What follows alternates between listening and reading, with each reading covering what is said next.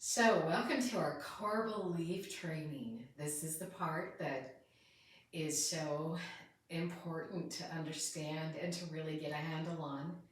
And this really is an opportunity to really become conscious of what your beliefs are, conscious of how they affect your life, and also the ability to change those beliefs and to imprint yourself with the desires of your heart.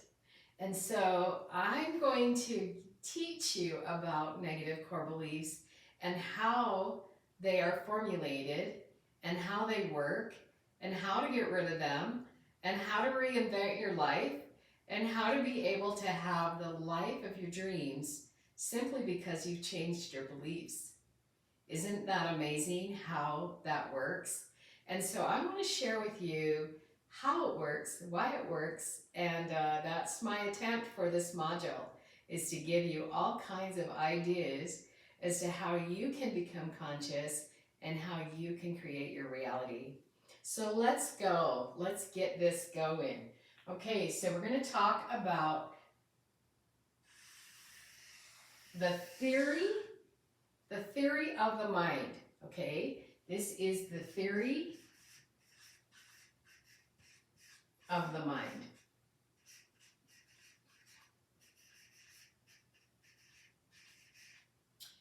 Now, why do we call it the theory?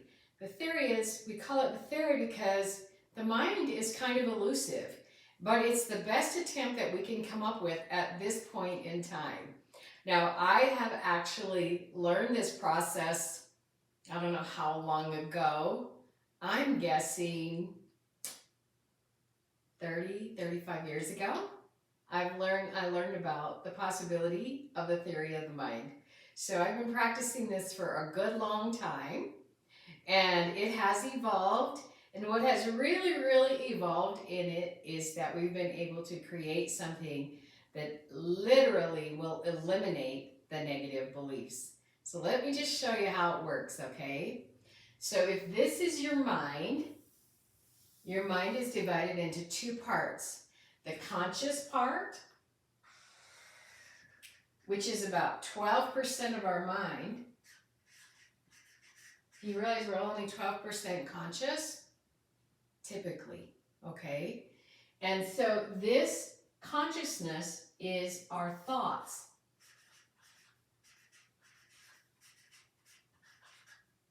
So this is our conscious mind. And behind our conscious mind then is the segment of our subconscious mind. So our subconscious mind is 88%.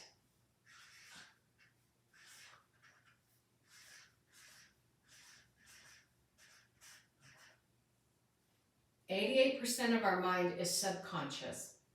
Okay, so what exists in our subconscious mind then? In our subconscious mind, we have, number one, we have our feelings. Our feelings exist back here in our subconscious mind. And they are really like waves of emotion. And those emotions are a result of the conflict between our conscious mind and our subconscious mind. We don't really know sometimes what creates these waves of emotion. We don't really understand, and a lot of times we're not in touch with our emotions, but they are in our subconscious mind. That's the location of our emotions. And so behind our emotions then are our beliefs, okay? So our beliefs are back here, okay? So let's say that we have a belief. Let's say that, and most of our beliefs are formed before the age of 8 years old. And so let's say that we're 5 years old. We're having a hard time tying our shoe. We're struggling with it. And our big brother says to us, "What's the matter, you dummy? How come you can't tie your shoe? And because our big brother knows everything, right? That goes in as a belief that says, I'm dumb.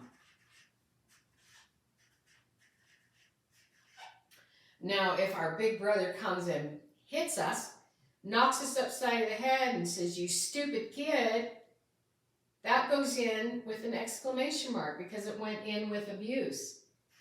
So it's in there. If it's just a statement and we know that our big brother doesn't know everything, then it might go in with a question mark. But when it goes in with abuse, boom, it's in there. I'm dumb. Okay, so how does it work? How does this belief then formulate our life? Okay, so let's look at it. So we have this belief that says I'm dumb. We're in the 4th grade. We get 100% on our spelling test, which is amazing in and of itself, right? And our teacher says to us, okay, our teacher says, Johnny, you are so smart. Tells us we're smart. That information comes into what is called our critical factor or our judge. This is our judge right here. And it's in here. It's right in here now, that information. If it matches the belief, which in this case it doesn't, it's booted back out. Boom, out. If it does match the belief, it goes in as evidence. And I call those ticker points. Okay? So let's look at that. I have a belief that I'm dumb. Teacher says I'm smart. Information comes in here to be evaluated. Does not match the belief. Boots it out, right? And I stay in my reality of I am dumb. Okay? Now, there's 2 ways to live out of that belief. There's 2 ways. One is to create more and more evidence to live out of the belief I'm dumb, which means I may create something like mucus on my brain where I have brain fog. I might create something like ADD where I can't pay attention. Who knows what my body will do to conform to the belief system. But many, many, many of our difficulties in life, including illnesses, are based on the beliefs that we have in our subconscious mind. Okay? The other thing is that I may try to prove that I am not dumb. And if I'm in this belief system of I'm not dumb, and I'm trying to prove, so the first part is I'm going to live out belief, live the belief, or I'm going to prove I'm not. Okay? And so if I'm in this mode of proving I'm not, then what am I going to do? I'm going to read. I'm going to become very, very bright. Okay, I'm going to tell you a story.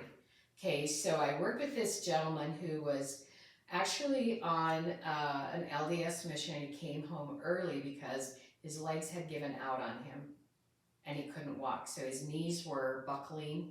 He could not walk. And so they sent him home from his LDS mission. And so he came home from his mission and his mother had heard about me. And so she brought him in to see me.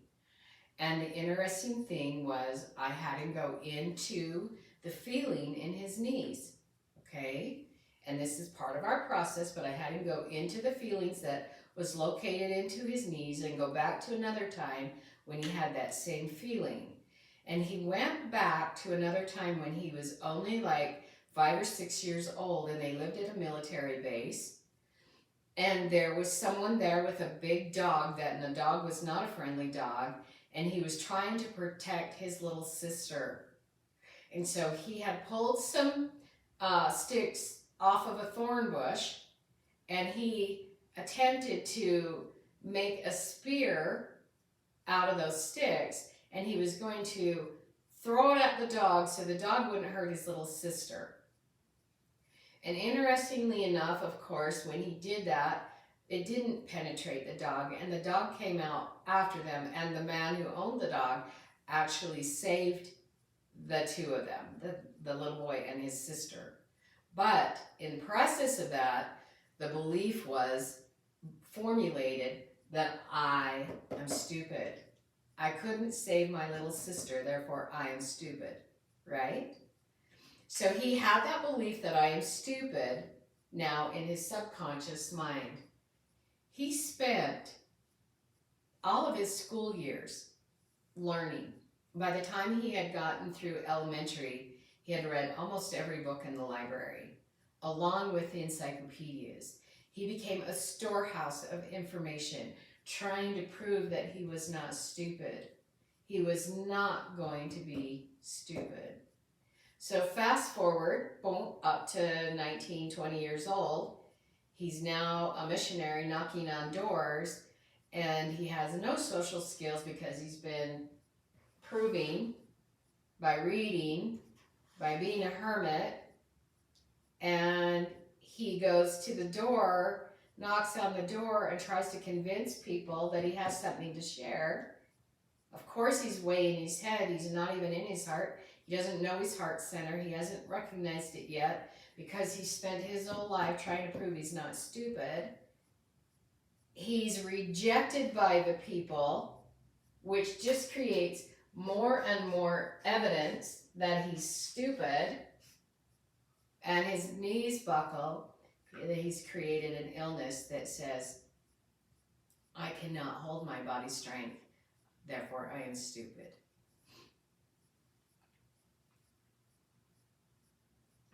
So he comes to see me. I take him through this belief process. He recognizes that it's not true. He actually gets to see the truth of his brilliance. So this young man came in on crutches and walked out, practically danced out, because as we were able to change this belief, we were able to change the circumstances in his body. His body had an automatic healing.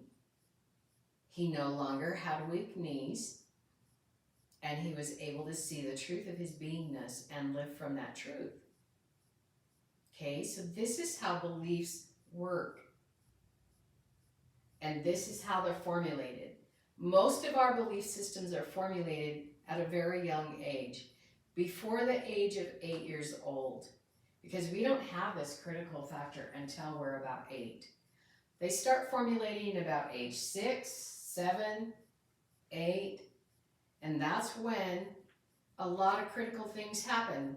In our country, that's when kids start school, that's when they get into the whole self-comparison modality. And that's a lot of times that's when they recognize that they're expected to behave a certain way. And that's when they start to realize the difference between real and imagination. And at that point, that's when these beliefs are placed into the subconscious mind that begin to formulate our reality. Okay? So I hope that this makes sense to you. I hope that you get what I'm really saying here. And we're going to have more classic examples of it on the next video. Thanks for watching.